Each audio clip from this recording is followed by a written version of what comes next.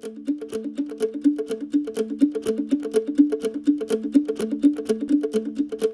तर आजचा विषय आपण जो निवडलेला आहे, ओरण संदर्भातला किंवा देवाच्या नावानं राखलेली जी कुरणं असतात, विशेषतः वाळवंटी भागामध्ये, राजस्थानमध्ये ती खूप मोठ्या प्रमाणात पाहायला मिळतात. अनेकांना असं वाटेल की आपण हा जो विषय आहे, हा महाराष्ट्राशी संबंधित नाही, पण आपण का निवडला? याच्या मागचं कारण असं की कुठलाही पर्यावरणाचा विषय हा कुठल्या एखाद्या प्रदेशापुरता, एखाद्या जिल्ह्यापुरता, एखाद्या राज्यापुरता नसतो, तो जो सर्वव्यापी असतो. त्यामुळं असे वेगवेगळ्या भागातले विषय भोवतालच्या ऑडियन्स पर्यंत आले पाहिजे आणि त्यांना त्या सगळ्या गोष्टी माहिती झाल्या पाहिजेत, म्हणून आपण या विषयाची निवड केलेली आहे. हा विषय मांडण्यासाठी मुख्यतः आपल्याकडे जे पाहुणे आहेत त्यांची मी सुरुवातीला ओळख करून देईन आणि त्याचबरोबर या विषयाबद्दल थोडक्यात सांगेन आणि मग आपले दोन्ही पाहुणे हे या विषयाबद्दल मांडणी करतील. अपने आज से पहले पाहुणे आहेत हमारे आज साथ जो गेस्ट है उसमें एक है डॉक्टर सुमित डुकिया। सुमित डुकिया आप असिस्टेंट प्रोफेसर है school of environment management Guru Govind Singh Indraprastha university Delhi से। आप आते हैं राजस्थान से। राजस्थान का जो मरुस्थल है वहां पर आपका बचपन गुजरा है। वहां आपने वहां के कई विषय देखे हैं, कई चीजें आपने खुद अनुभव किए हैं।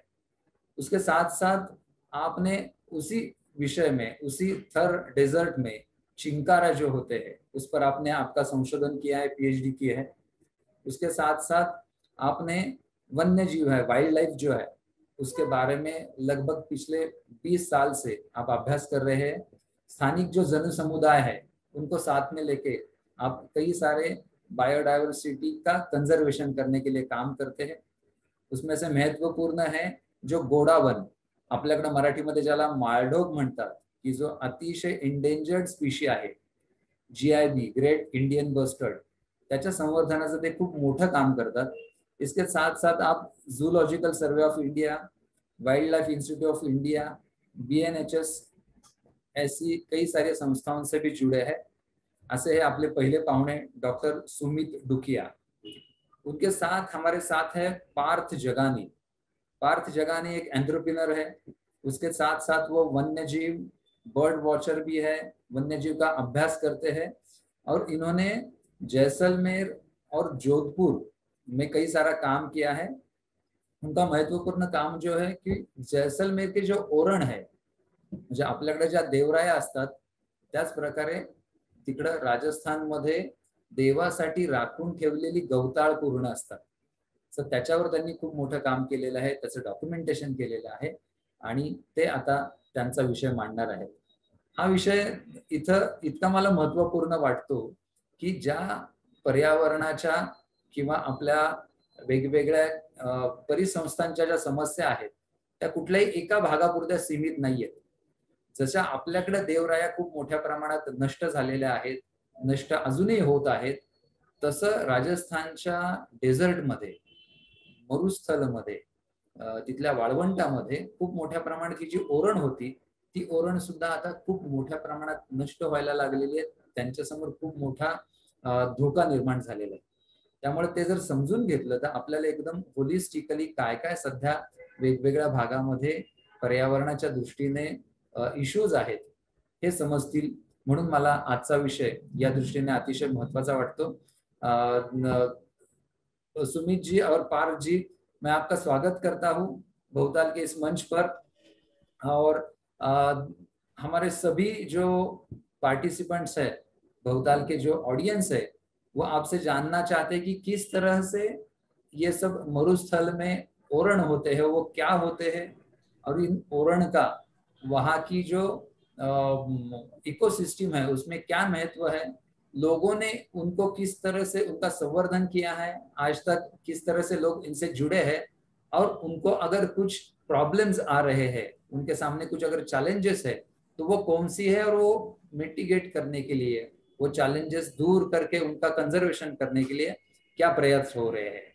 सो आपका स्वागत है और मैं आपको हैंड ओवर करता हूँ। लगभग 8 बजे तक 45 मिनट्स 50 मिनट्स आप बात करेंगे, उसके बाद पीयूष जी कमेंट देंगे उनकी, उसके बाद क्वेश्चन एंड आंसर सेशन होगा और उसके बाद हम इनफॉर्मल डिस्कशन करेंगे।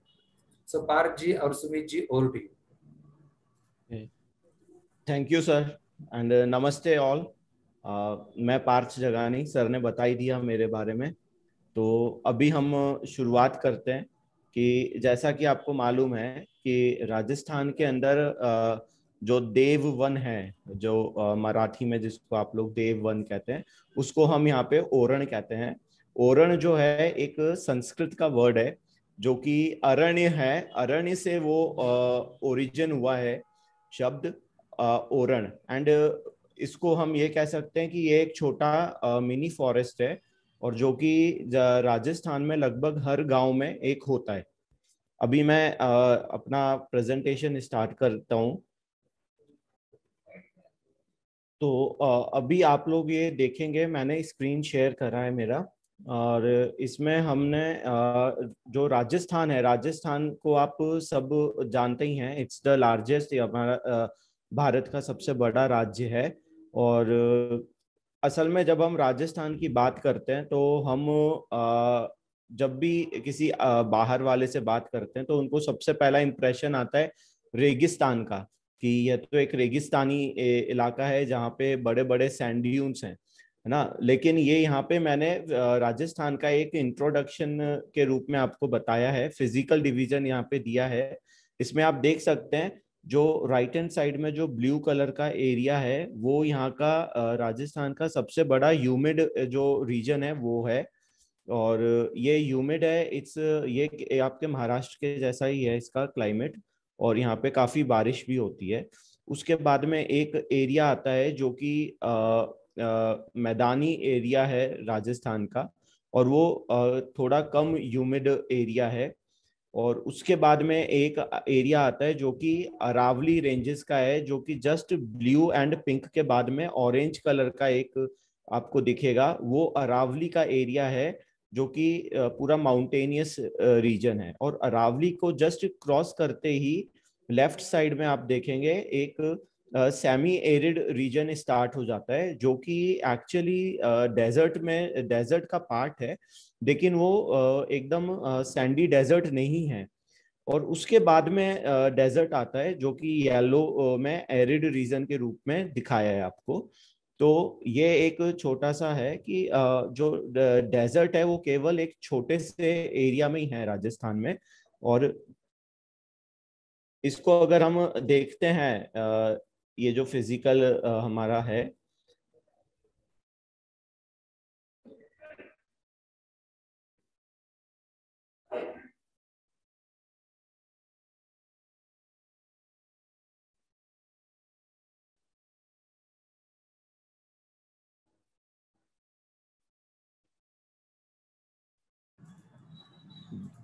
हाँ, ये हमारा जो फिजिकल है, इसके अंदर आप देखेंगे कि ये राजस्थान का एनुअल वाटर जो रेनफॉल है उसका एक टेबल है। इसमें आप देखेंगे कि जो एकदम वेस्टर्न, जहाँ जैसलमेर है, इवन जैसलमेर इज जो है वो दो जोन्स में डिवाइडेड है। एक जो जैसलमेर का सबसे वेस्टर्न एरिया है वहां पे 15 सेंटीमीटर ही बारिश होता है एनुअल, और उसके बाद का जो एरिया है वो 30 सेंटीमीटर एनुअल रेनफॉल वाला है। और मेरे ख्याल से जब आप महाराष्ट्र से के सामने हम कंपेयर करते हैं तो इतना तो वहां पे एक दिन में बारिश हो जाता है, यहाँ पे एनुअली उतना बारिश होता है। तो आप देख सकते हैं कि ये राजस्थान का जो है काफी बड़ा है, जो एरिया है में है, और इसमें कई सारे जोन्स आते हैं। तो डेजर्ट इसमें एकदम लास्ट के पोर्शन में ही दिखता है, जो कि बेसिकली जैसलमेर, बाड़मेर एंड बीकानेर और कुछ पोर्शन जोधपुर का है, उसमें आपको ज्यादा नजर आता है। तो जैसा कि हम देख रहे हैं कि ये एक एकदम राजस्थान का जो है 10% जियोग्राफिकल पोर्शन है जो कि इस तरीके का दिखता है, जिसमें एकदम सैंड ड्यून्स हैं। लेकिन जब हम बाकी का एरिया देखते हैं तो वो सैंड ड्यून्स नहीं है, और वो इस तरीके का रिच ओरण या फॉरेस्ट, जिसे हम कहते हैं इंग्लिश में स्क्रब फॉरेस्ट कहते हैं, वो इस तरीके से दिखता है। सुमित जी, आप थोड़ा इस पे और बताएं कि किस तरीके से राजस्थान में ये ओरण है और इनको अलग अलग एरियाज में क्या बोलते हैं और कैसे ये हैं। बहुत बहुत धन्यवाद पार्थ जी। और मैं आपसे एक रिक्वेस्ट करूंगा, आप ने इसको स्लाइड शो में हमें वो बारिश वाला जो आप बता रहे हो ना, रेनफॉल वाला, वो स्लाइड दिखा नहीं है, तो इसको आप जी जब जी तक थोड़ा कोशिश करो करेक्ट करने की। जी और पिछले मतलब जैसे मैं आपको पार्थ जी और अभिजीत जी ने बताया कि ओरण हमारे यहाँ पर अरण्य से संस्कृत का वर्ड अरण्य से लिया गया शब्द है। और ओरण इटसेल्फ इज ए मतलब ये अपने आप के अंदर एक बहुत बड़ा इंस्टीट्यूशन है, जिसके अंदर वहाँ का समाज हर जाति हर धर्म का उस गांव का रहने वाला इंसान उस ओरण से प्रत्यक्ष और अप्रत्यक्ष रूप से जुड़ा हुआ है। और उसका जन्म से लेके मरण तक का जो मतलब बर्थ टू डेथ जितने भी रिचुअल्स होते हैं, उन रिचुअल्स के अंदर ओरण का कुछ ना कुछ पार्ट उसके रिचुअल्स के अंदर काम आता है। और वहां पे उस गांव के अंदर एक वाटर बॉडी जो होती है, पानी का जो एक सोर्स होता है, पानी का एक तालाब होता है, जिससे आज तो हमारे यहाँ पे सबके घर पे पानी आने लगा है। और एक जमाना था जब पानी इस तरह से नहीं आता था, तब भी ये ओरण जो थे वो उस पूरे इलाके के अंदर समाज को, पूरे जनजाति को, पूरे लोगों को उसने पालने पोसने का काम किया है। और अगर हम इनके हिस्टोरिकल जाएं और हिस्टोरिकल जाके देखना चाहें तो ओरण पे जितना भी डेट अगर आप ढूंढने की कोशिश करें, मैं बीच में पार्थ जी का प्रेजेंटेशन हटा के मैं थोड़ा बताना चाह रहा हूँ कि इसका एक सोशल और इसका कल्चरल वैल्यूज क्या है। तो मैंने एक छोटा सा प्रेजेंटेशन बना रखा है, जिसके अंदर मैं रेस्ट ऑफ द इंडिया के अंदर इसको सेकंड गुरुज के नाम से जाना जाता है, महाराष्ट्र में शायद आपके कुछ और नाम से जाना जाता है। इवन राजस्थान के अंदर भी इसको दो भागों में, अगर हम राजस्थान को अरावली के पश्चिम में और अरावली के पूर्व में अगर हम इसको देखें, तो ओरण को दो भागों में राजस्थान को दो भागों में अगर हम डिवाइड करें तो ओरण दो तरीके से नाम लिया जाता है। अरावली के पूर्व के अंदर इसको देवबनी कहा जाता है, और अरावली के पूर्व में इसको देवबनी कहते हैं, और अरावली के पश्चिम में जो पश्चिमी राजस्थान है, थार डेजर्ट, वहां पे इसको ओरण कहते हैं। तो ओरण जो है वो सेकंड लैंडस्केप है, और पूरे साउथ एशियन जो रीजन है, पूरा जो दक्षिणी पूर्वी का जो एशिया का जो भाग है, उसके अंदर हर कंट्री के अंदर ये कंसेप्ट कहीं ना कहीं है। और इस कंसेप्ट को अगर हम विज्ञान की नजर से देखें तो ये जो सिस्टम है, ये पूरा एक इंस्टीट्यूशन है, सिस्टम है, वो उस इलाके की जैव विविधता को बचाने के लिए हमारे पूर्वजों द्वारा स्थापित किया गया एक सिस्टम है, जिसके अंदर हमारा समाज, वहाँ के जो जैव विविधता है, वहाँ के जो जीव जंतु और पेड़ पक्षी और जो है, उनके साथ में एक पूरा सिस्टमेटिक ढंग से, एक पूरा तरीके से, लयबद्ध तरीके से उनके साथ जीना सीखे। तो वहां पे उसको कुछ न कुछ गांव के लोगों को वहां से लाभ मिलता है, जिसको हम लोग साइंस की लैंग्वेज में इकोसिस्टम सर्विसेज कहते हैं, जो आज की तारीख के अंदर, आज के इकोनॉमिक साइंस के अंदर, या जो पर्यावरण का जो इकोनॉमिक्स है उसके अंदर, इसको आज वैल्यूज के अंदर कैलकुलेट करके देखा जाने लगा कि कितने करोड़ और कितने जो बिलियंस एंड बिलियंस के अंदर उसकी वैल्यूज है, ताकि हमारा समाज जो है उसकी कुछ वैल्यू कर सके। और बहुत सारे स्कॉलर्स ने इसको देखने की कोशिश की, इसको समझने की कोशिश की। महाराष्ट्र के अंदर बहुत अच्छे प्रोफेसर हैं माधव गाडगिल साहब का काम जो है पूरे एशिया के अंदर और पूरी दुनिया के अंदर सेकंड गुरुज के ऊपर बहुत अच्छे से माना जाता है।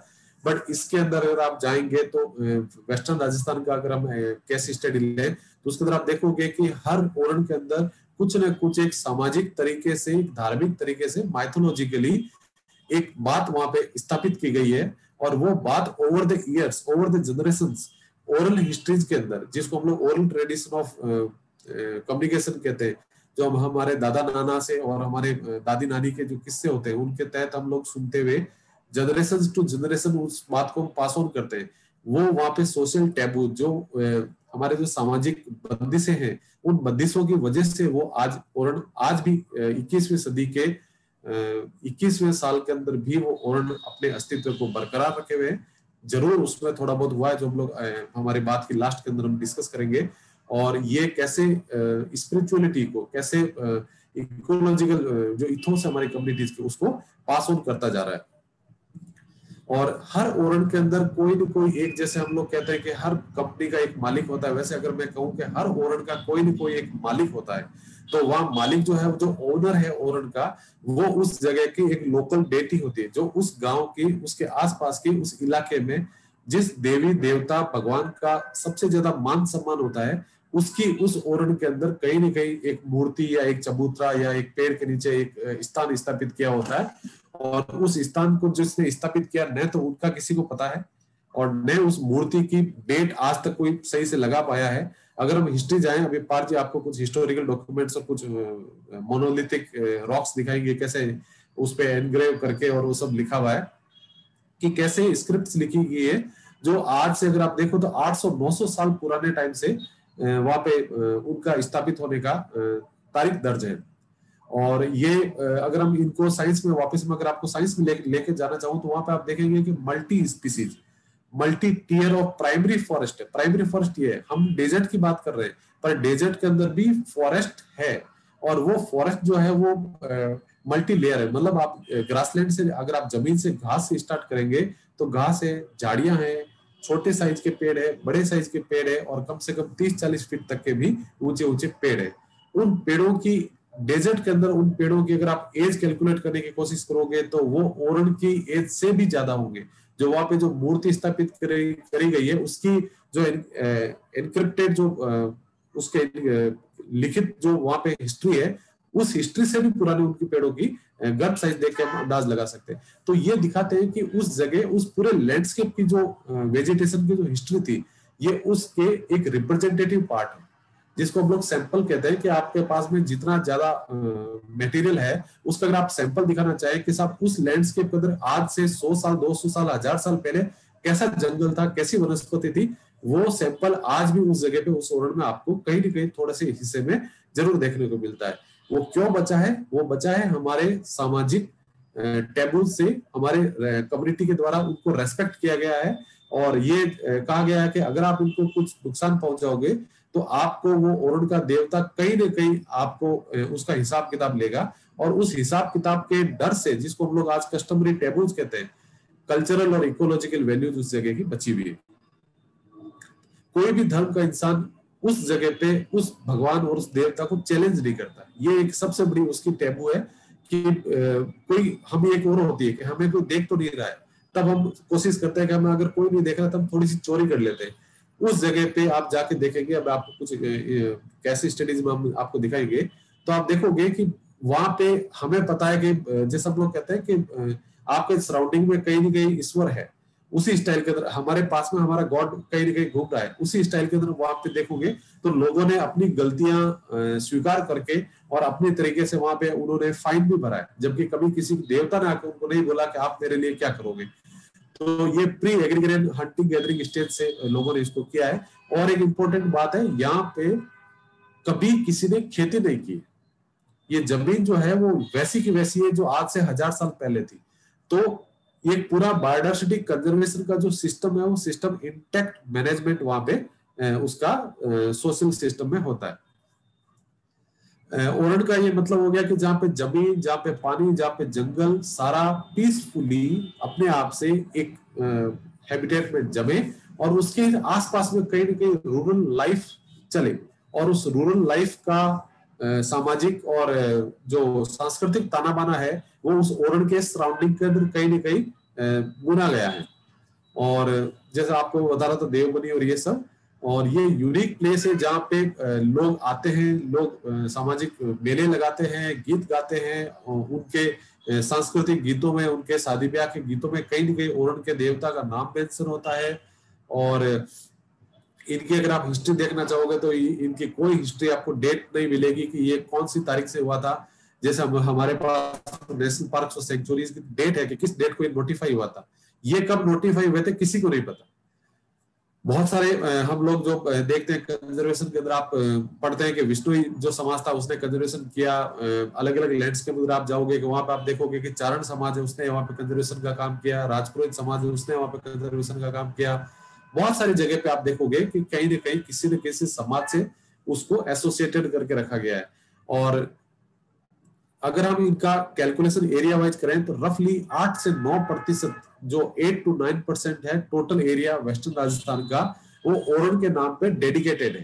डेडिकेटेड का मतलब है कि कहीं न कहीं रिकॉर्ड में भी दर्ज है, गवर्नमेंट के रेवेन्यू रिकॉर्ड के अंदर भगवान जो वहां का जो देवी देवता है उसके नाम पे उस ओरण को रजिस्ट्री मिली हुई है।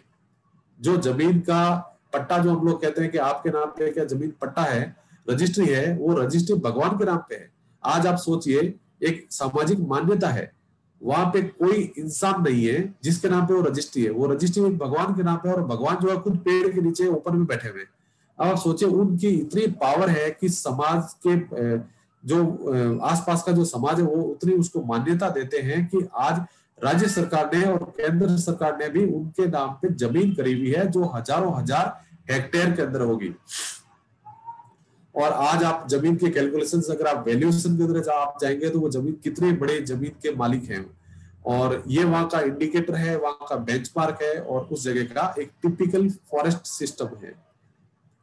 अगर हम साइज में जाना चाहें तो मैं आपको 2-3 एग्जांपल दूंगा, बाकी पार जी आपको बताएंगे कि हमारे पास में एक जैसलमेर में भादरिया जी माता ओरण है जिसका lump sum, this is again I am telling you कि ये करेक्ट फिगर नहीं है, 15,000 हेक्टेयर, क्योंकि वहां पे आज भी हम इसके लास्ट वाले सेक्शन में हम डिस्कस करेंगे कि कैसे जमीन को लेके समाज और राज्य सरकार के बीच में थोड़ी सी तनातनी चल रही है कि आपने भगवान के नाम का जो ओरण के जो जमीन, हमारे पूर्वजों की जो जमीन ओरण के नाम पे थी, उसको आपने छोटा कैसे कर दिया।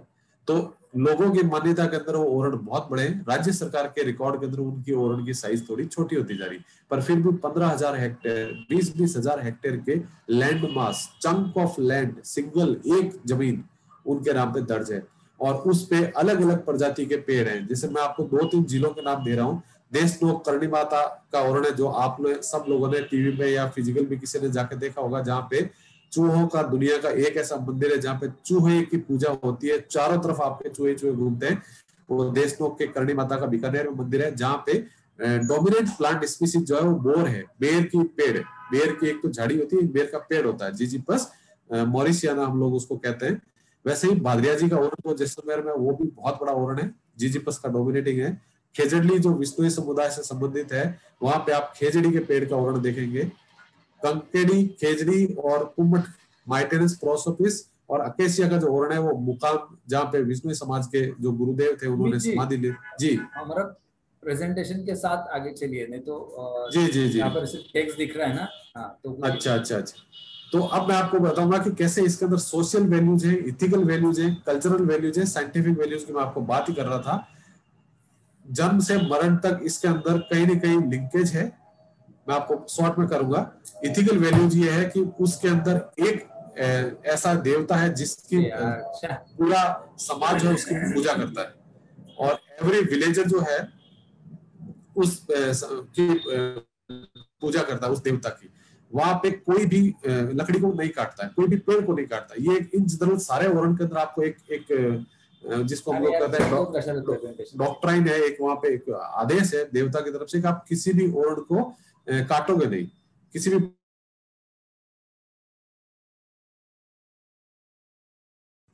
तो कैसे वो ओरण वहां पे बचे हुए हैं। और कल्चरल वैल्यूज के अंदर मैं आपको बता रहा हूँ कि कैसे चाइल्ड बर्थ से लेके, जैसे हमारे यहाँ पे पानी के जो सोर्स की पूजा होती है, तो सोर्स, पानी का जो सोर्स है वो ओरण के अंदर है। शादी के बाद जब नवविवाहित जोड़ा जब आता है तो वो एक देवता की पूजा करता है, वो देवता ओरण के देवता की पूजा होती है। उसके बाद में डेथ जब होती है तो both water body and deity worship in the Oran. तो जन्म से लेके मरण तक के उसके सारे हिसाब किताब वो ओरण के देवता के पास में रिकॉर्ड में दर्ज होते हैं। और जहां पे आप देखेंगे कि वैल्यूज के साथ इसका हो रहा है। अगर हम साइंटिफिक उसको देखें तो ये जो ओरण है ये रेयर, इंडेंजर्ड, थ्रेटन, जितने भी रेयर प्लांट एंड एनिमल है उनका एक कलेक्शन सेंटर है।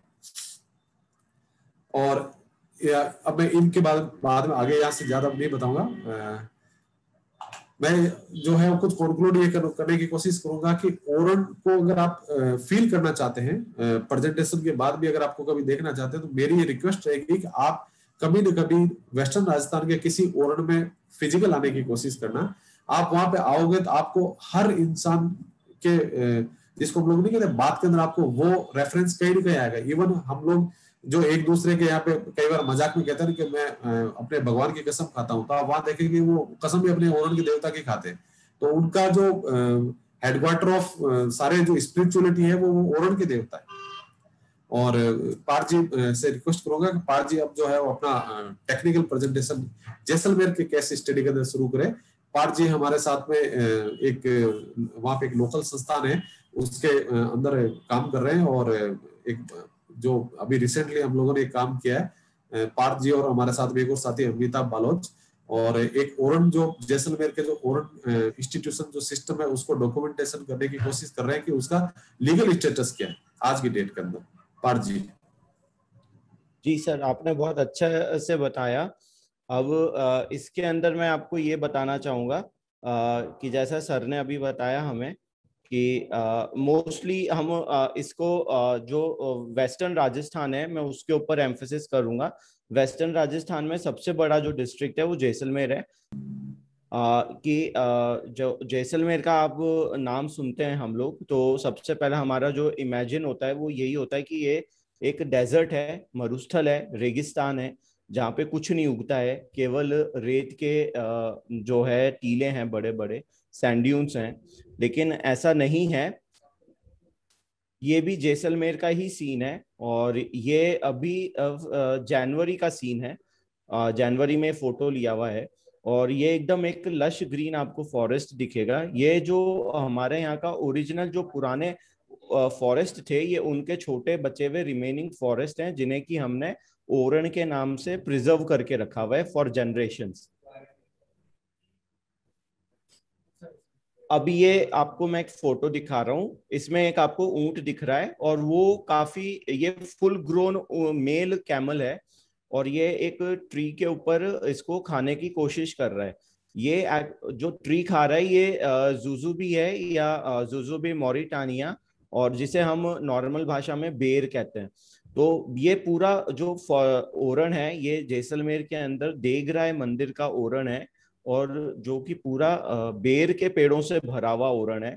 और उसके अंदर ये यहाँ पे जो बेर के पेड़ हैं, आप अगर नॉर्मली बेर का पेड़ देखेंगे तो आपको छोटा झाड़ी के रूप में दिखेगा, लेकिन यहाँ पे ये इतने पुराने पेड़ हैं कि इनको कैमल्स ने नीचे से पूरा ग्रेज कर दिया और ये ऊपर बढ़ते गए और ये इन्होंने पूरा एक ट्री का रूप ले लिया है ना। तो एक काफी यूनिक चीज है, इसको आप ऐसे हम बाहर से हम आपको महसूस नहीं करा सकते, लेकिन एक बहुत यहाँ तक की है कि ये जो ओरण जो है वेस्टर्न राजस्थान में, यहाँ पे पहले पुराने जमाने में काफी बड़े बड़े ऊंटों के झुंड लेकर चला करते थे।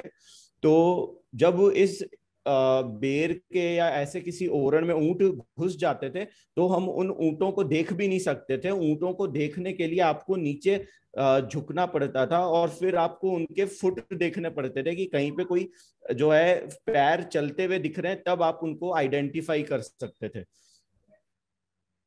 अब हमारे जो यहाँ पे जितने भी ओरण हैं वो बेसिकली दो उसमें डिवाइडेड हैं। एक तो है हमारा ग्रासलैंड है और दूसरा है जहाँ पे कि ट्रीज हैं।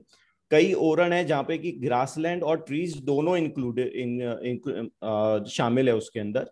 तो ये हमारा एक ग्रासलैंड का ही है जो कि ओरण का है। आप यहाँ पे देखेंगे कि इसमें वाइल्ड लाइफ भी है। ये एक ग्रासलैंड है, यहाँ पे गांव का जो है गाय भी यहाँ पे घास खा रही है और एक हिरण भी, चिंकारा भी यहाँ पे घास खा रहा है।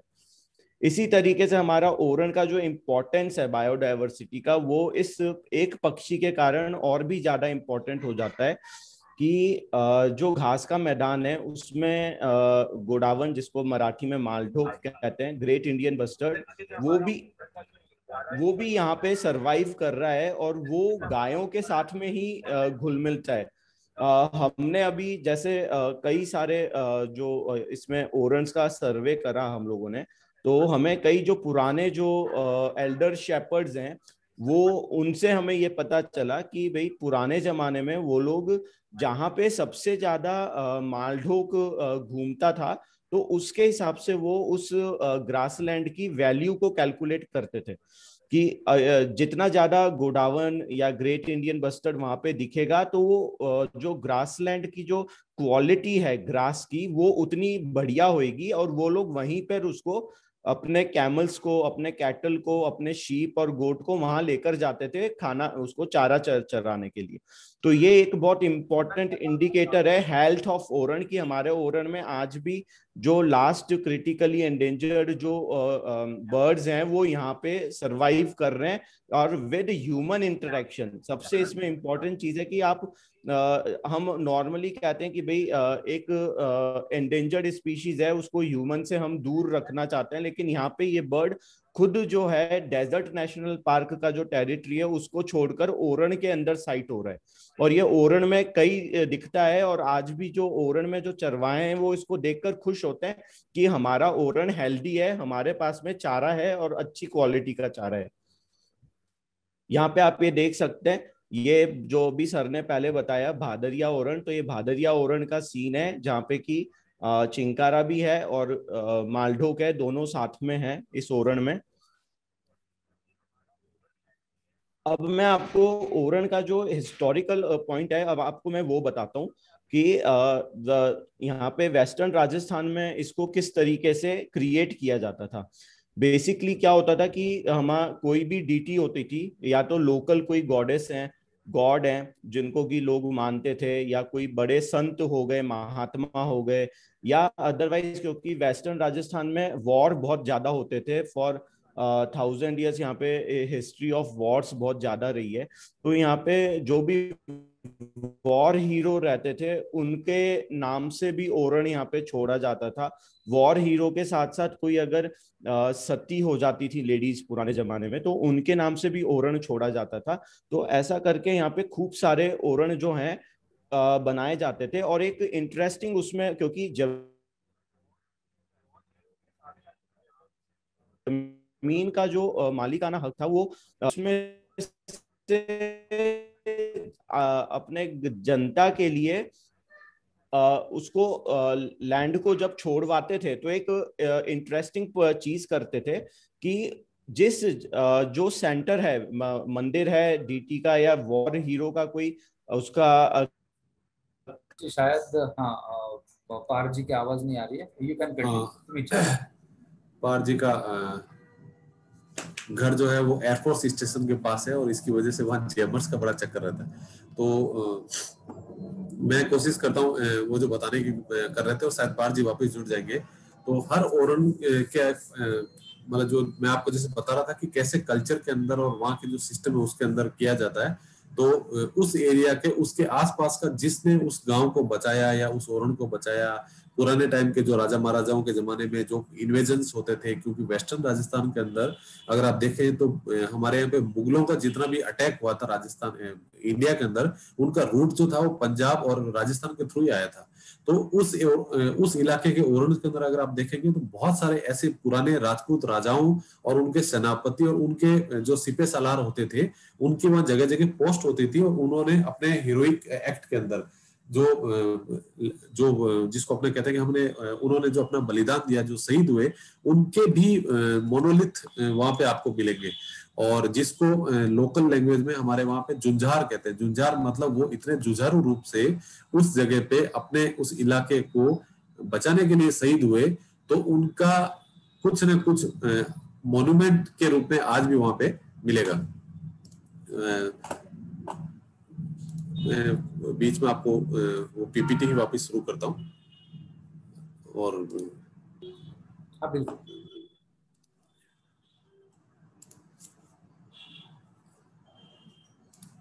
आर्ची की पीपीटी मेरे पास है विद मैं करता हूँ सब, मैंने भी रखी हुई है। हाँ, तो पर वो भी मैं आपको बताऊंगा, जो ओरिजिनल जो बात है वो पार जी ही कह पाएंगे क्योंकि उन्होंने रिसेंटली इस पे बहुत काम किया है।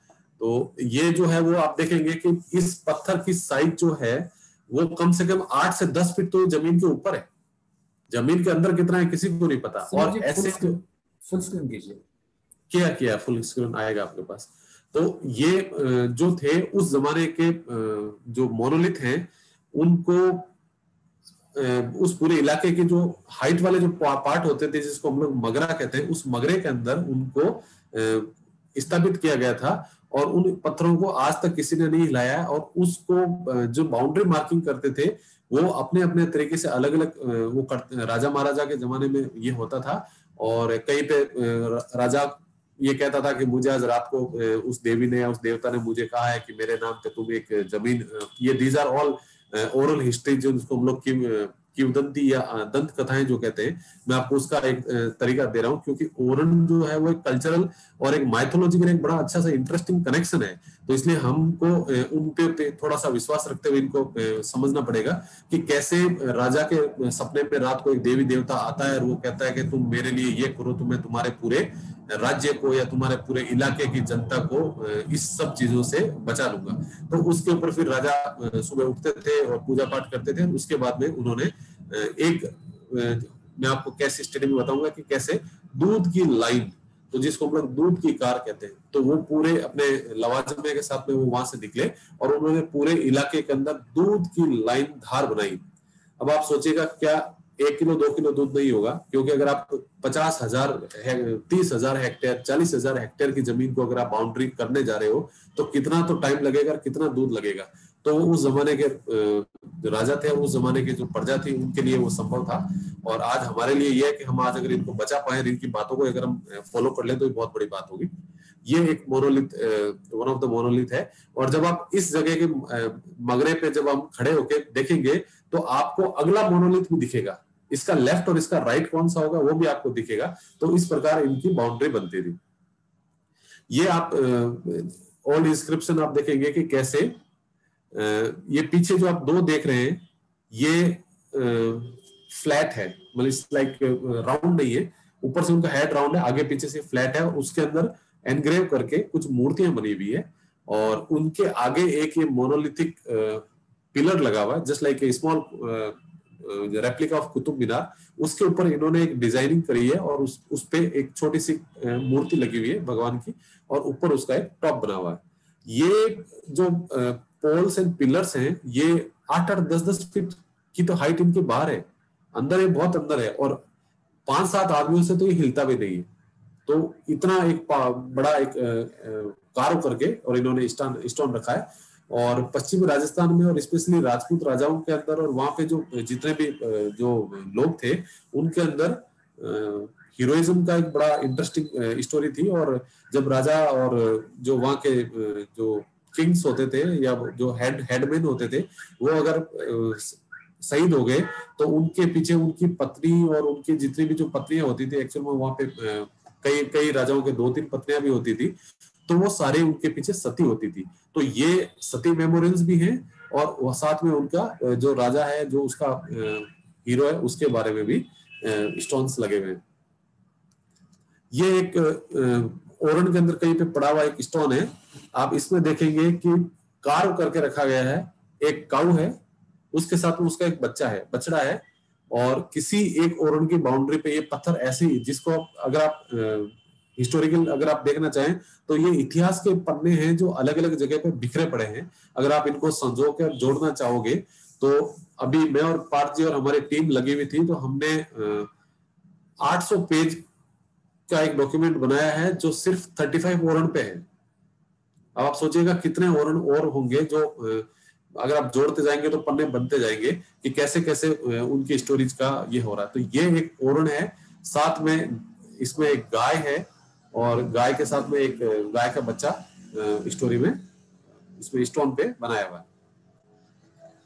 ये जैसलमेर हर आदमी के और हर इंसान के, अगर हम जैसलमेर का नाम ले तो जैसे फिल्म के अंदर हमें दिखाया गया कि डेजर्ट है, तो डेजर्ट के अंदर बड़ा भारी मतलब प्रॉब्लम है, न पानी है न कुछ नहीं है, आसपास में कोई नहीं है और आप घूमते घामते अगर आपके स्लाइड आगे नहीं जा रहे, वो आपको दिख रहा है, मगर यहाँ पर वो जो आपकी मेगालिथ वाली स्लाइड है ना वही है और वो फुल स्क्रीन भी नहीं हुई है।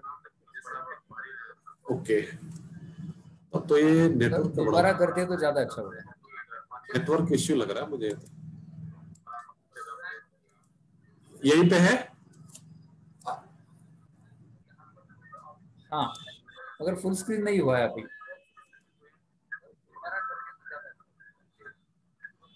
यस, आप अब रिवर की स्लाइड दिख रही है। ये दिखे थे मोनोलिथ्स, हाँ ये दिखे थे नहीं, इससे पहले। अच्छा, तो यही पे थे। तो ये जो मैं अभी आपको इतना बता रहा था उसकी स्लाइड अब मिली है। तो इसमें आप देखिएगा पीछे जो दो है, ये दोनों सती जो हुई थी उनका वो मॉन्यूमेंट है। और उसके आगे जो है ये एक जो राजा थे या जो वार हीरो थे, जो जिसको मैं जुंजार जी नाम दे रहा हूँ, ये उनका एक मोनोलिथ कार्व किया गया है। और इनके ऊपर स्क्रिप्ट 4 to 5 लाइन्स के अंदर एक स्क्रिप्ट भी लिखी रहती है।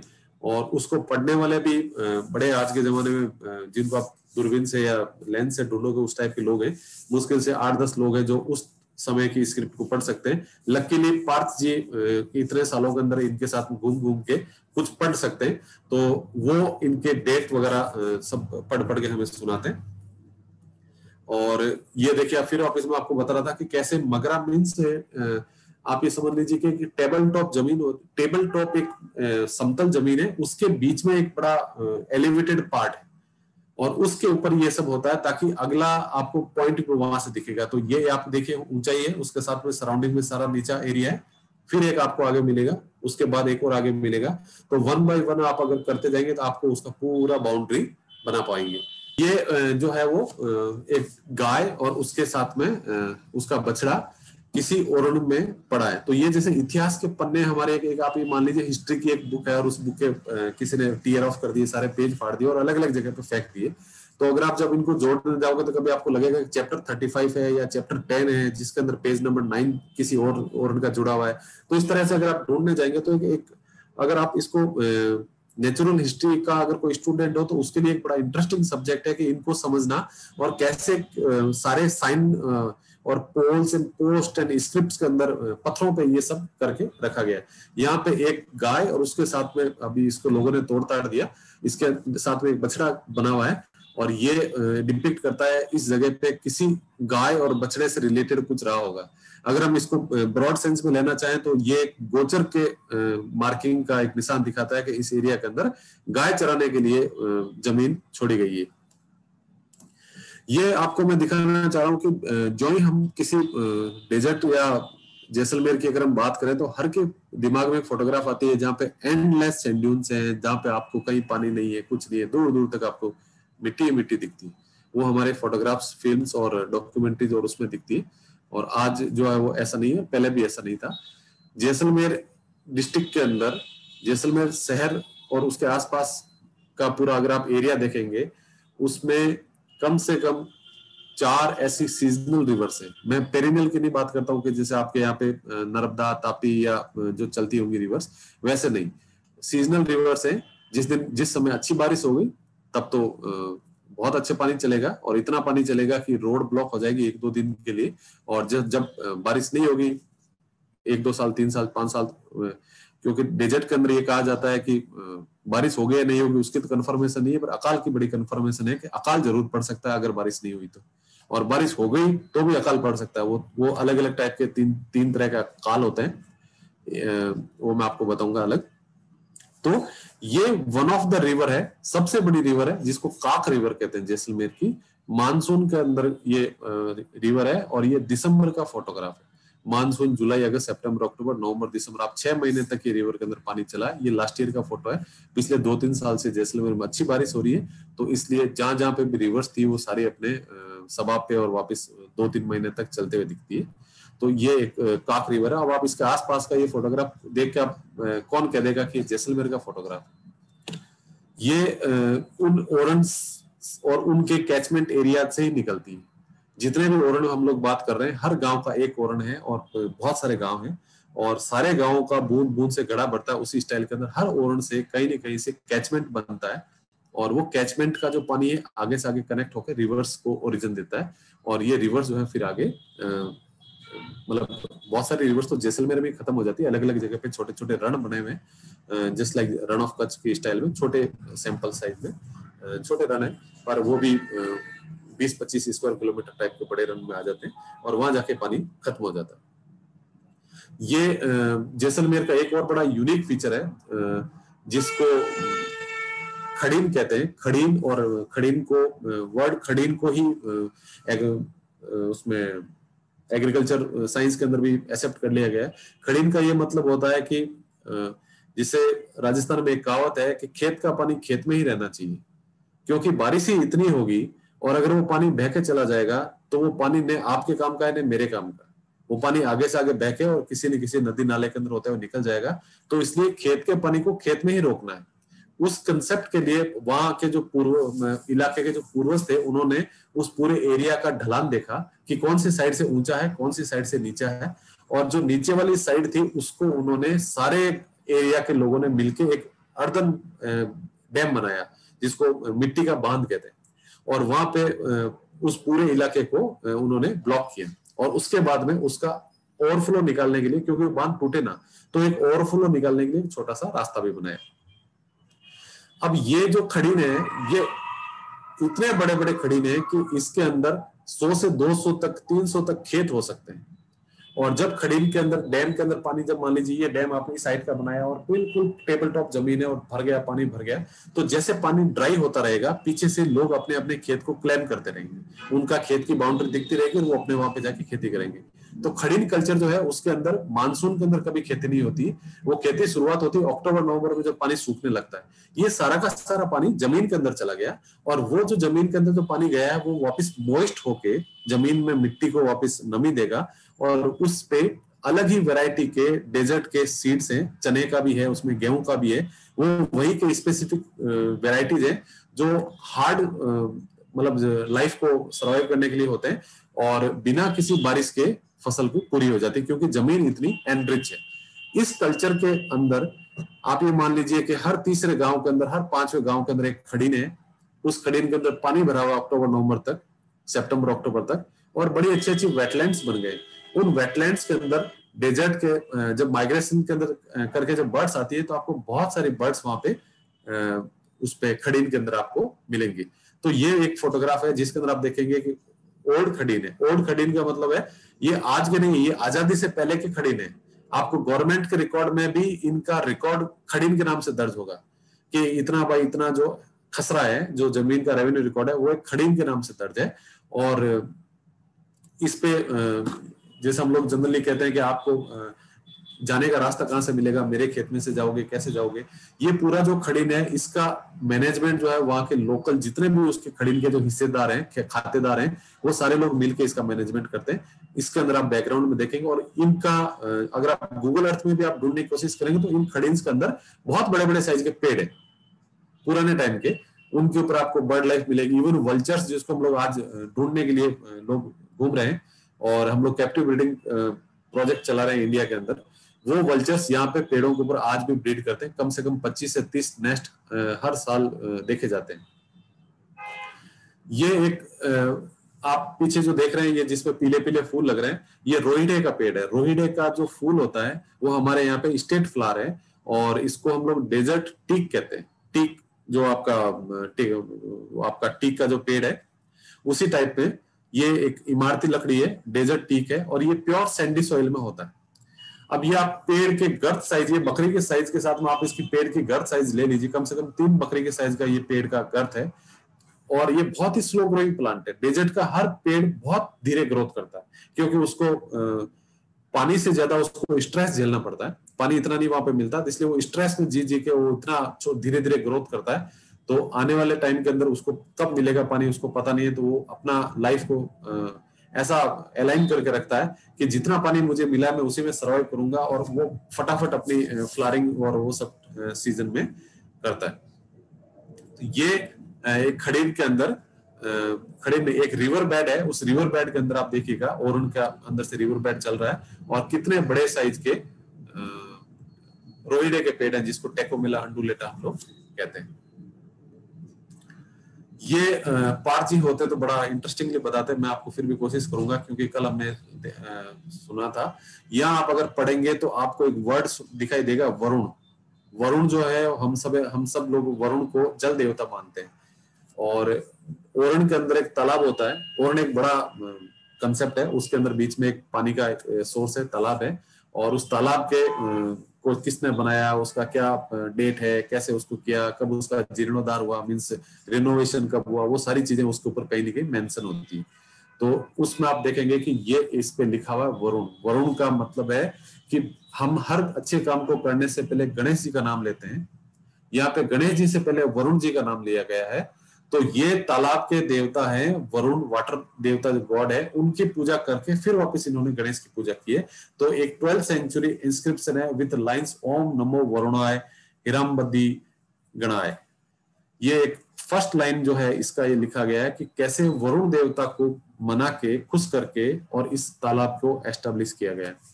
और ये सारे जो स्टोन्स हैं वो आप 12th सेंचुरी है और आज हम 21st सेंचुरी में चल रहे हैं। आप सोच लीजिए कितना साल पुराना है, 800-900 साल पुराना ये स्टोन आज भी अपनी कहानी वहां पे दिखा रहा है।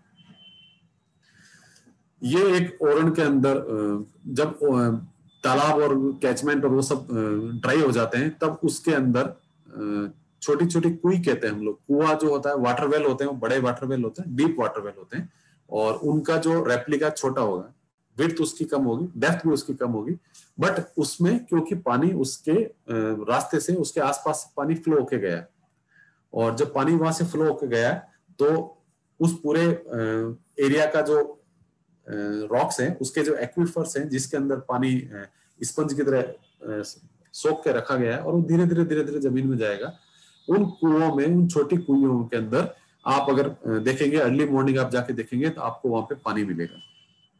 और आज की डेट में भी कई ऐसे गांव हैं जहां पे उन्होंने मिलके सामाजिक तरीके से उन कुई को, जिसको हम लोग कुई कह रहे हैं, उनका वापस जीर्णोद्धार किया है, उनको वापस रिनोवेट किया है और उन कुइयों से पानी पीते हैं। मैं आपको भी एक फोटो दिखाऊंगा कि कैसे कुई के अंदर पूरा गांव जो है वो 8 फीट की, 7 फीट की कुई है, उससे पानी पीता है। और ये एक कुई है, इसको प्रोटेक्ट करके रखा गया है। यहाँ पे एक ऊपर ओपनिंग है, उस ओपनिंग से एक छोटा सा वेसल अंदर जाएगा, और ताकि कोई ज्यादा गंदा ना करे, कोई जानवर उसमें ना गिरे, और पानी निकाला जाता है। ये आप बैकग्राउंड में देख रहे हैं कि मॉडर्न स्टाइल का टेम्पल है, पर इसके अंदर मूर्ति वही पुरानी वाली है। जिया देसर गांव है, ये उस जगह की फोटोग्राफ्स हैं जहां पे पार्थ जी ने जो अभी रेनफॉल का डाटा बताया, लेस देन 15 सेंटीमीटर। 15 सेंटीमीटर का मतलब होता है 150 mm। लेस देन 150 mm हम बात कर रहे हैं। ये कंफर्म नहीं कि हर साल 150 mm में बारिश होगी। ये जैसलमेर का one of the driest part है, जो जैसलमेर शहर से कम 80-90 किलोमीटर और पाकिस्तान बॉर्डर की तरफ है, और यहाँ से मुश्किल से 30 किलोमीटर 40 किलोमीटर के ऊपर, 50 किलोमीटर मैक्सिमम के ऊपर आपको पाकिस्तान बॉर्डर मिल जाएगा। मतलब इतना ड्राई ये बेल्ट है। यहाँ पे ये जो पानी आप वाटर बॉडी देख रहे हैं, और एक पेड़ की साइज आप देख सकते हैं, कितने सालों से ये वाटर बॉडी है, कितना पानी वहां पे स्टॉक होता है। ये अभी की फोटो है, फरवरी की फोटो है। आप फरवरी के अंदर इस तालाब के अंदर इतना पानी है कि उम्मीद ये गांव वाले कर रहे हैं कि कम से कम 3-4 महीने पानी चलेगा। इसके पीछे ये आप बैकग्राउंड के अंदर एक फोरग्राउंड के अंदर एक पिलर देख रहे हैं, उस पिलर पे कुछ मूर्ति बनी हुई है, और इसके ऊपर आप वाटर लेवल का आप देख रहे हैं। तो ये इसको लोकल लैंग्वेज में गोवर्धन कहते हैं।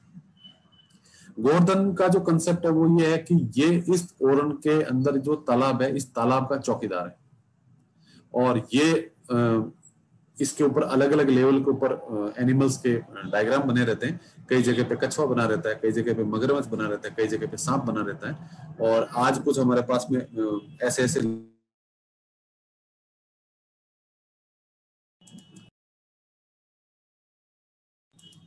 उन ओरन में आज भी कुछ लोग हैं जो इनका मीनिंग हमें समझाते हैं, और वो ये कहते हैं कि इस लेवल तक पानी आ गया, मतलब इतने साल पानी चलेगा या इतने महीने पानी चलेगा।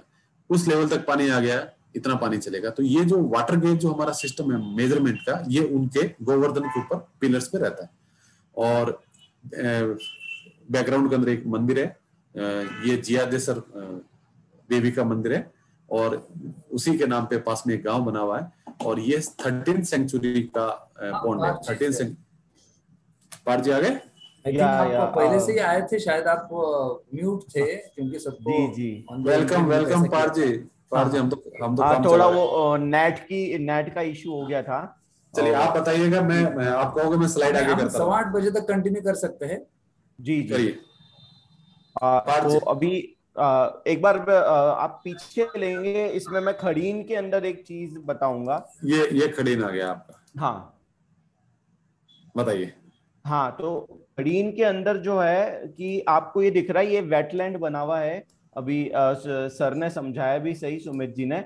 और उसके पीछे आपको ट्रीज दिख रहे हैं। एक्चुअली हर खड़ीन जो होता है जैसलमेर में, जो खड़ीन है, हर खड़ीन का बैक साइड जो रहेगा और उसमें जो वाटर का इनलेट रहेगा उसके किनारे पे ओरण कंपलसरी है।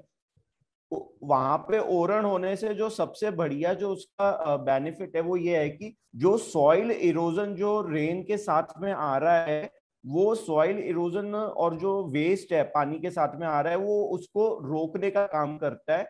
जिसके कारण जो ये खड़ीन है जो एक इम्पोर्टेंस है, क्योंकि जैसलमेर में जो कई खड़ीन है वो 800 to 900 ईयर्स पुराने हैं और कईयों का डेट्स है ही नहीं अवेलेबल।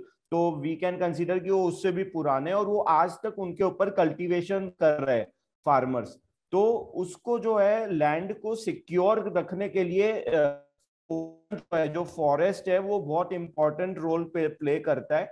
और उसके अलावा इसमें जैसे जब ये वेटलैंड बन जाता है फॉर अप टू फ्रॉम अगस्त से लेके अक्टूबर नवंबर तक ये वेटलैंड रहता है। एंड जैसा इस बार 2020 में बहुत अच्छा रेनफॉल हुआ था जैसलमेर में।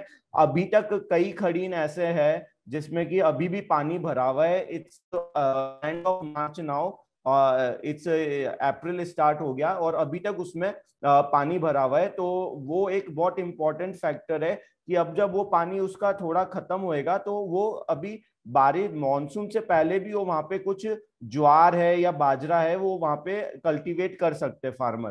तो ये एक इसका इंपॉर्टेंस है। इसके नेक्स्ट वाला जो स्लाइड है उस पे चलेंगे।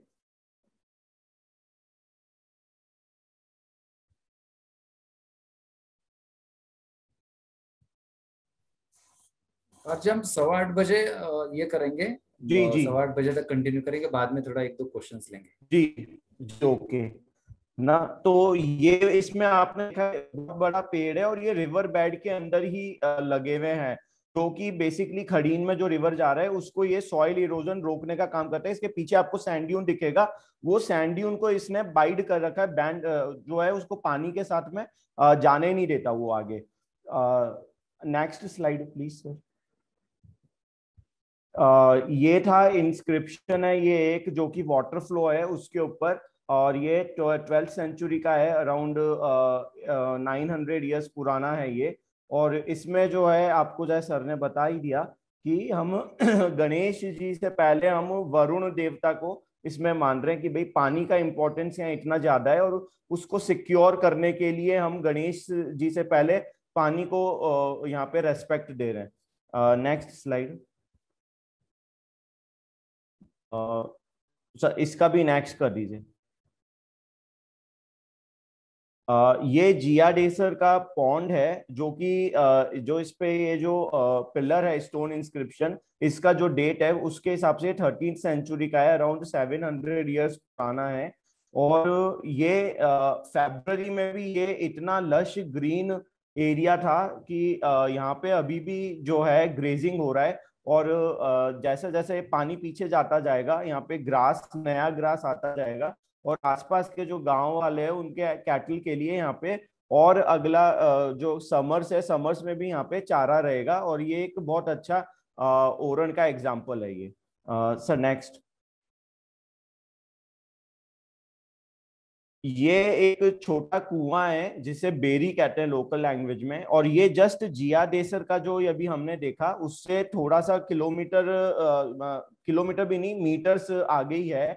और यहाँ पे आज भी पूरा गांव इस बेरी से पानी पीता है और इस बेरी में अराउंड 5 to 8 फीट पर पानी अवेलेबल रहता है। इन्होंने कोई भी ज्यादा इंजीनियर्ड मैकेनिज्म नहीं अपना के रखा है, केवल नॉर्मल बाल्टी से ये पानी निकाल लेते हैं रस्सी से, हाथ से ऐसे, और पानी भरकर ले जाते हैं इसमें। ये एक और ओरण है। उस ओरण के अंदर की जो हम कह रहे हैं कि भाई जो हमारा देवी देवता है वहां पे मंदिर नहीं रहता। कई ओरण है जहाँ पे आज भी मंदिर नहीं बनाया हुआ है, लेकिन वहां पे इस तरीके से देवी देवता के मूर्तियां फॉर जनरेशंस यहाँ पे जो है चढ़ाकर रखे हुए। कुछ पे डेट्स लिखे हुए रहते हैं, कुछ पे नहीं लिखे हुए रहते हैं। तो इस तरीके से, और इनके आसपास का जो पूरा बेल्ट है उसको वो एज मतलब टेम्पल की तरह ही माना जाता है कि भाई ये हमारा टेम्पल ओरण है। तो इस ओरण को बहुत ज्यादा रेस्पेक्ट दिया जाता है। और नेक्स्ट स्लाइड सर।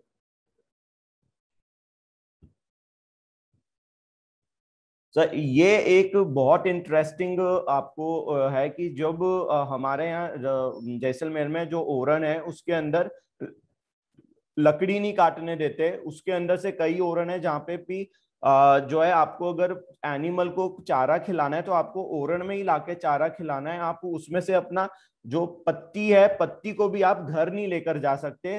तो जो लोग ऐसा कर देते हैं या गलती से किसी से हो जाता है कि भाई कोई हमारे से पेड़ कट गया, ओरण में हम जा रहे हैं और हमारे टक्कर लगी, पेड़ कट गया, या किसी ने इंटेंशनली काट दिया है ना, तो उनके बाद में जो घर में कुछ तो भी होता है और उसके बाद में वो यहाँ पे आके ओरण के अंदर मंदिर में ऐसा सिल्वर का पेड़ चढ़ाते हैं। ये सब सिल्वर के पेड़ हैं जो एक धागे में बांध के मंदिर में चढ़ाकर रखा हुआ है इन्होंने।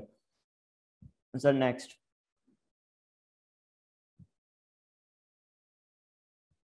इसी तरीके से कई ओरण है जहाँ पे मंदिर नहीं है, और जैसा कि अभी मैंने आपको दिखाया था वो एकदम खुले में मूर्तियां हैं, तो वहां पे इस तरीके से ये छोटे लॉकेट्स बनाकर भी लोग चढ़ा देते हैं कि भाई हमसे गलती हो गई, हमें माफ करें, और हम ये यहाँ पे पेड़ नहीं काटेंगे, हम यहाँ पे खेती नहीं करेंगे। जैसे कुछ लोग है कि कई ऐसे स्टोरीज हैं, आप गाँव में जाएंगे कि भाई उसने थोड़ा सा लालच करा और उसने ओरण की जमीन में खेती कर दी, हल चला दिया, तो उसके घर में कुछ ऐसा हो गया, कोई दुर्घटना हो गई, तो उसके बाद में वो यहाँ पे अपने क्षमा मांगने के लिए यहाँ पे आके ऐसा लॉकेट भी चढ़ाकर जाते हैं पेड़ों के ऊपर। और आपको दिखेंगे ओरण में जगह जगह ऐसे लगे हुए, कहीं पे घंटियां भी लगी हुई रहती हैं। और नेक्स्ट सर। और सबसे इम्पोर्टेंट जो फीचर है हमारे ओरणों का जैसलमेर का, वो है हमारे ये पुराने पेड़। आपको हर ओरण में, क्योंकि इतने 1000 ईयर्स हो गए, 800 ईयर्स हो गए, ये ओरण प्रोटेक्टेड है, तो यहाँ पे पेड़ नहीं कटने देने से यहाँ पे पुराने पेड़ जो कि डेजर्ट वेजिटेशन है उसके बहुत बढ़िया एग्जाम्पल्स आपको यहाँ पे मिलेंगे, जो कि आपको बॉटेनिकल गार्डन्स में भी नहीं दिखेंगे। मेरे ख्याल से मैंने कई बॉटेनिकल गार्डन देखे हैं जिनमें मेरे को डेजर्ट एनवायरनमेंट के पेड़ नहीं देखने को मिले, मोस्टली ट्रॉपिकल और अपने टेम्परेट जोन के प्लांट्स वहां पे दिखते हैं, लेकिन डेजर्ट वेजिटेशन वहां पे नहीं देखने को मिलती। और डेजर्ट वेजिटेशन के अगर आपको ओरिजिनल आपको सैंपल्स देखने हैं तो आपको यहाँ ओरण में आपको आना पड़ेगा। और ये हमारे जो सोशल नॉर्म्स हैं, पुराने जो लोगों के, बुजुर्गों के कंसेप्ट थे, ये उसका उदाहरण है कि उन्होंने कैसे इन चीजों को सुरक्षित करके रखा, अभी तक हमें दिया है। Sir next.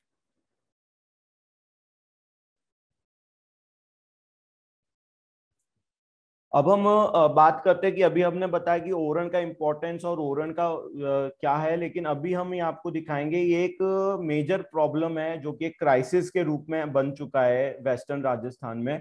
और यह है कि कई ओरण आज भी ऐसे हैं जो कि रेवेन्यू रिकॉर्ड्स में, गवर्नमेंट के रिकॉर्ड्स में मेंशन नहीं है, एंड वो केवल एक नॉर्मल वेस्ट लैंड के रूप में वहां पे मेंशन है। एंड वही वेस्टलैंड्स जो हैं हमें ग्रीन एनर्जी के नाम पे हम कंपनीज को अलॉट कर रहे हैं, और वहां पे अब बहुत इश्यूज देखने को मिल रहे हैं फॉर पास्ट फ्यू इयर्स। कि अभी आप ये देखेंगे कि ये ओरण है और इसमें चारों तरफ विंड मिल्स लग गए हैं एंड ट्रांसमिशन लाइंस जा रहे हैं। Sir next. ये एक वन ऑफ द लार्जेस्ट ओरण है जैसलमेर में, बीकन सिंह जी का ओरण है सोनू विलेज के पास में। और अनफॉर्चुनेटली इस ओरण का केवल 2 ही जो लैंड के खसरे हैं वो ओरण के रूप में रजिस्टर्ड हैं गवर्नमेंट के पास में, बाकी पूरा लैंड अनरजिस्टर्ड है। जबकि लोकल विलेजर्स आज भी उस ओरण को रेस्पेक्ट देते हैं, उसकी पूजा करते हैं, लेकिन वहां पे अब ये विंड मिल्स लग चुके हैं जो कि उसके कारण वहां का पूरा एनवायरनमेंट जो है वो खराब हो रहा है। Sir next. अब आप ये देख सकते हैं कि पीछे विंड मिल है, इसमें बहुत बढ़िया ग्रासलैंड है और इसमें वाइल्ड लाइफ भी है। और लेकिन जो है ये प्रॉपरली अब यहाँ पे जो आगे नुकसान हो रहे हैं वो आपको इसमें दिखाएंगे। Next sir. ये यहाँ पे आपको दिखेंगे 2 GIBs हैं और ये थोड़ा स्लोपी लैंड है, ग्रासलैंड है, रिच ग्रासलैंड।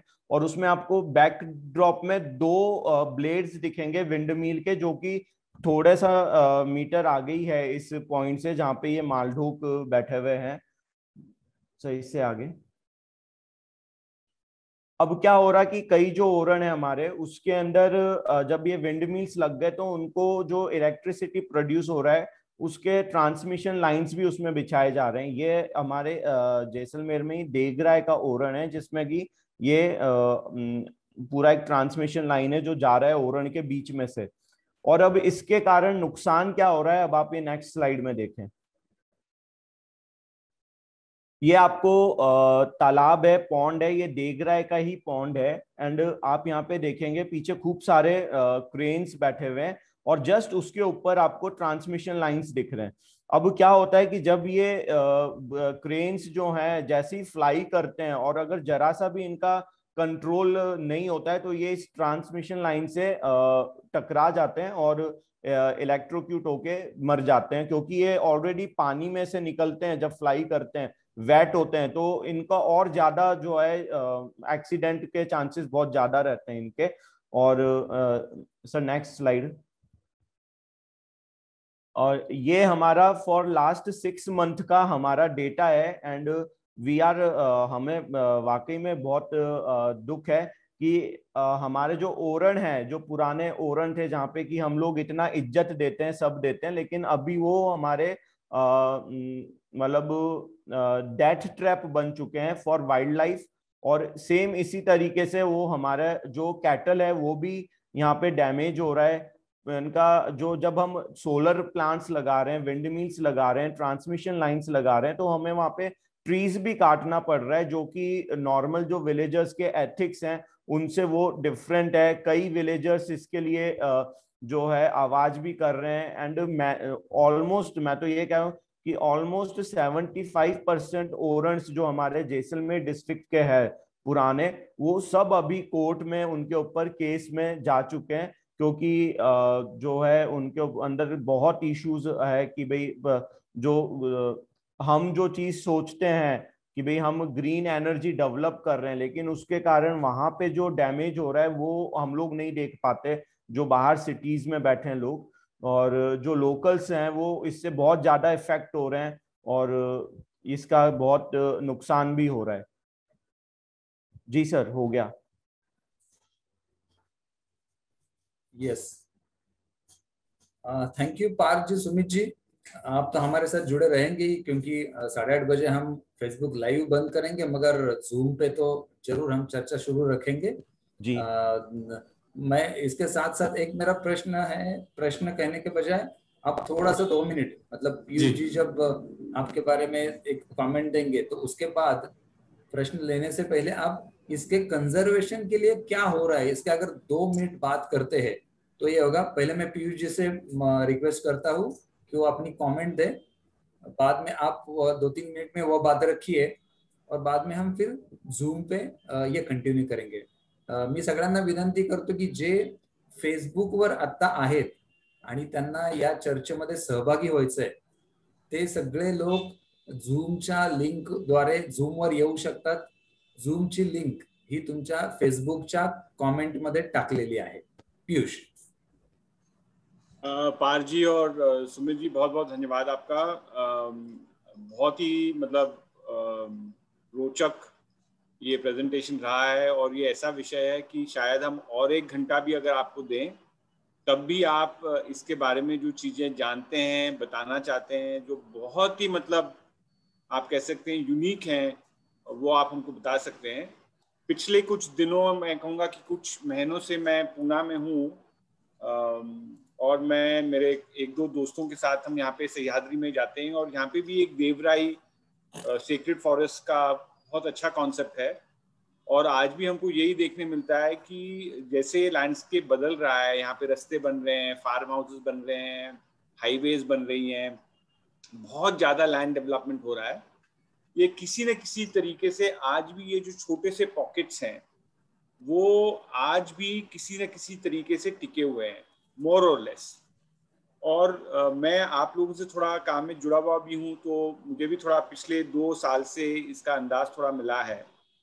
तो एक तो मैं आपको कंग्रेचुलेट करना चाहूँगा पहले कि आप लोग इतने मुश्किल वहाँ पे आपके कंडीशंस हैं ग्राउंड पे आज की तारीख में, आप उसके बावजूद बहुत ऑप्टिमिस्टिकली और बहुत सिस्टमैटिकली साइंटिफिकली इस पे काम कर रहे हैं। ये बहुत बड़ी सीखने वाली चीज़ है।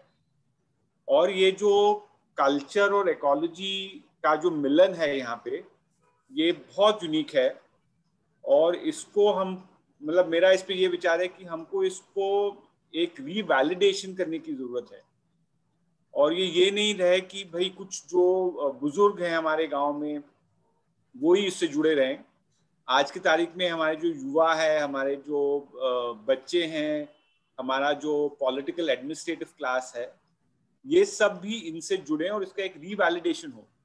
और ये रीवैलिडेशन एक तो कल्चरल और हिस्टोरिकल पे हो, मगर आज के तारीख में साइंटिफिक और इकोलॉजिकल पे भी हो। और मुझे लगता है कि ये भी एक जरूरी तरीका है इससे जुड़ने का, लोगों को जोड़ने का। और इसका एक कह सकते हैं कि इसका एक प्रोफाइल, आज एक रियल प्रोफाइल बनाने का, ये नहीं कि भाई ये कोई पुरानी आइडिया है और ये ट्रेडिशन के भरोसे पे चल रहा है, मगर ये ट्रेडिशन के साथ साथ आज के तारीख में जो हमारी वैज्ञानिक और जो और अप्रोचेज हैं उसमें भी ये एकदम माहिर एक चीज है। तो मैं इसी के साथ मेरा कमेंट खत्म करता हूं। मैं अभिजीत को धन्यवाद देना चाहूंगा कि उन्होंने इतने अच्छे सब्जेक्ट पे खास करके हमारे महाराष्ट्र के लोगों को एक अपॉर्चुनिटी दी है कि वो ये समझें। हमारे महाराष्ट्र में भी काफ़ी ऐसे एरिड एरियाज हैं और यहाँ पे भी पशुपालन की बहुत पुरानी प्रथा है, और जिसकी मतलब जो एंथ्रोपोलॉजिकल आर्कियोलॉजिकल एविडेंस है वो शायद 3000 साल तक के पुराने आज भी हमको सेटलमेंट्स हैं, इस पे काफ़ी काम हुआ है। और मेरे को लगता है कि ये जो पूरी एक ट्रेडिशन है हमारे देश में, हमारे इस ज्योग्राफी कल्चर में, इसको भी हमको एक वैल्यू देने की ज़रूरत है, ना कि इनको एक मार्जिनल कम्युनिटी की तरह से हम देखें। धन्यवाद। Abhijit please. Yes, thank you. हमारे पास 4 मिनट बचे हैं। सुमित जी, 2 मिनट में आप अगर ये कहते हैं कि प्रयास क्या हो रहे कंजर्वेशन के लिए, सो दैट फेसबुक वाले जो ऑडियंस है उनको वो पता चले, और बाद में तो हम ये सभी चीजें जूम पे हम कंटिन्यू रखने वाले हैं। तो 2 मिनट में प्लीज। हाँ, जैसे अभी पीयूष जी ने बताया, मैं ये कहना चाहूंगा कि इसके अंदर अगर हम देखें तो scientifically convention of biological diversity एक कन्वेंशन आया है जिसको बहुत सारे देशों ने साइन किया है, नंबर में एग्जैक्ट अभी नहीं बता पा रहा, और भारत उसके अंदर एक सिग्नेटरी है। तो जब हमारे देश के अंदर कन्वेंशन ऑफ बायोलॉजिकल डाइवर्सिटी है, बायोडाइवर्सिटी जिसको हम लोग शॉर्ट के अंदर कहते हैं, उसमें आप देखेंगे कि हम जब एक सिग्नेटरी हो गए तो हमारे देश की एक रेस्पॉन्सिबिलिटी है। रेस्पॉन्सिबिलिटी ये है कि आप उस एरिया के अंदर उस जगह की बायोडाइवर्सिटी को बचाने के लिए एक सिस्टमेटिक, एक पूरा जिसको हम लोग नीतिगत ढांचा कहते हैं, मतलब आप उसके अंदर एक नीति बनाएंगे, एक पॉलिसी बनाएंगे, उसके अंदर आप स्टेक होल्डर्स पार्टनरशिप करेंगे। और स्टेक होल्डर कौन होगा? उस गांव का हर नागरिक होगा। और जनरली हर गांव के अंदर एक सिस्टम होता है कि भाई बुजुर्गों को पूछ लो तो जनरली उस गांव के कुछ मौजीज लोग होंगे, जो कुछ बड़े लोग होंगे, कुछ सरपंच भी होंगे और होंगे, उनका एक संगठन बनता है जिसको हम लोग बायोडाइवर्सिटी मैनेजमेंट कमेटी कहते हैं। आज भारत के अंदर BMCs, number of biodiversity management committees बन रही है, धीरे धीरे बहुत फास्ट इनके नंबर्स बढ़ रहे हैं। और ये राजस्थान के अंदर अगर मैं इसको देखना चाहूँ तो ये वाला जो ओरण का कंसेप्ट है, ये बायोडाइवर्सिटी कहीं बची है तो वो मेरे और आपके खेत में नहीं बची है। खेत में तो हम लोग जो खेती करते हैं वो वाली फसल होती है, उसके साथ में खरपतवार आती है जो उस जगह की नेटिव नहीं होती। नेटिव बायोडाइवर्सिटी वही है जो आज ओरण में बची हुई है। तो आने वाला जो समय है वो सारा का सारा वैज्ञानिक तरीके से ही इनका डॉक्यूमेंटेशन होगा, इनका एक सिस्टम बनेगा, और सिस्टम बनने के बाद में हर उसको सिस्टमेटिक तरीके से बचाने का प्रयास हो रहा है। दूसरा इसका आज इनकी स्थिति जो पीयूष जी कह रहे हैं कि अगर हम एक सही वर्ड यूज करें तो दयनीय है। दयनीय मतलब बड़ी पैथेटिक उसकी सिचुएशन है, क्योंकि उसका कोई मालिक नहीं है, जिसको हम लोग इन जनरल कहते हैं कि village of land of Commons, सबकी जमीन। तो सबकी जमीन का ये मतलब हुआ कि जब मैंने चाहा मैंने अपना हिस्सा जाके उसको कन्वर्ट कर लिया, तोड़ दिया, काट दिया, जो भी मेरे को कर दिया, क्योंकि मेरा भी उसके अंदर 1/100वां हिस्सा या 1/1000वां हिस्सा मेरा आता है।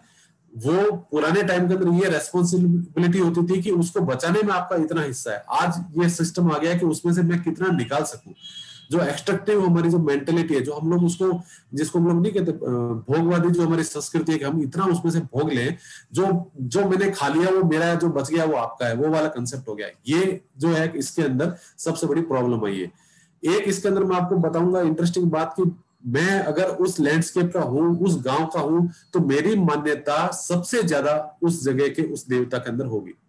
मैं अगर दूसरे गांव का हूं और मैं उस गांव मतलब इस लाइक हम लोग जैसे नहीं कहते कि हम लोग एक दूसरी जगह पे जाके सेटल हो जाते हैं, नौकरी करते हैं और करते हैं, तो उस स्टाइल के अंदर अगर उस गांव का आदमी किसी दूसरे गांव के अंदर जाके रहने लगता है, या बाहर का आदमी उस गांव में रहने लगता है, उस जगह के रेस्पेक्ट, वैल्यूज, ओरण गोचर के अंदर उसका कोई इंटरेस्ट नहीं होता, क्योंकि उसके गांव में कोई और देवता था, यहाँ पे कोई और देवता है। तो ये जो जिसको हम लोग लोकल लेवल पे कहते हैं हल्का फुल्का जो माइग्रेशन है, जो सेटलमेंट्स है, और मैं आज की बात नहीं कर रहा हूँ, मैं 1000 साल 500 साल 700 साल पुराने जो सिस्टम्स है वो कैसे कोलैप्स हो रहे।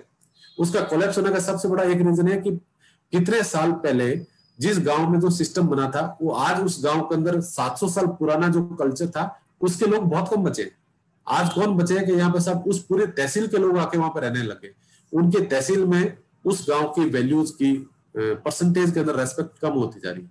और शिक्षा जो हम लोग ले रहे हैं, सब लोग शिक्षा लेके हम लोग आगे की तरफ, जिसको हम लोग विकास कहते हैं, जो बड़ा ब्लाइंड जिसको हम लोग कहते हैं डेवलपमेंट, जो है ना बड़ा अंधा डेवलपमेंट है, जो कभी दीवार से टकराता है, कभी कांच के दरवाजे से टकराता है, क्योंकि विकास को नहीं पता कि जाना किधर है।